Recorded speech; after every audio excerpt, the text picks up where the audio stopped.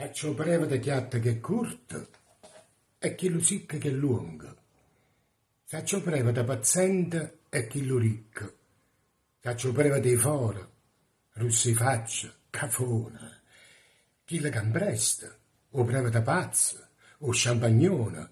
Faccio breve da all'era che arriva ogni parola, o cabalista, o breve da che fu maestro di scuola. Faccio breve di istruito, che sa palecca e a mecca, e magno do trattore non risa e una bistecca.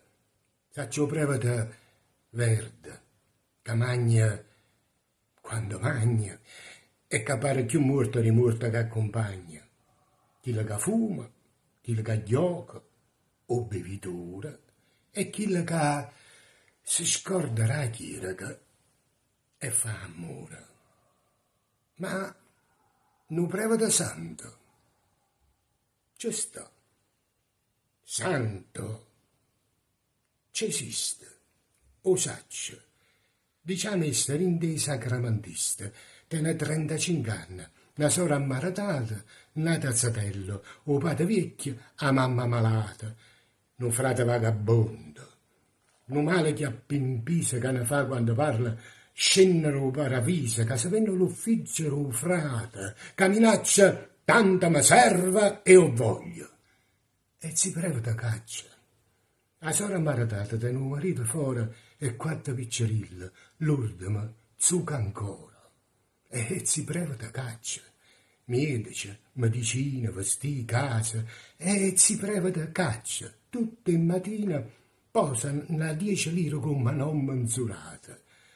La sorezza del Luccia regalò innamorata un'anella, una cravatta e si prevede caccia, senza mai uno fastidio, sempre con la stessa faccia rassegnata.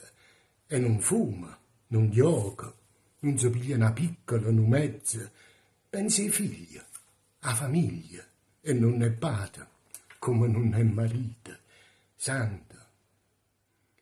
Si se ne fanno ancora, signor sì, che dopo tanto, vinta messa mattina, raccomando o signore con l'ostia a mano, mamma, nipote, padre, sora, e prima di tutto frate triste, e con tanta fede, che solamente tanna, quando nessuno vede, chiagna.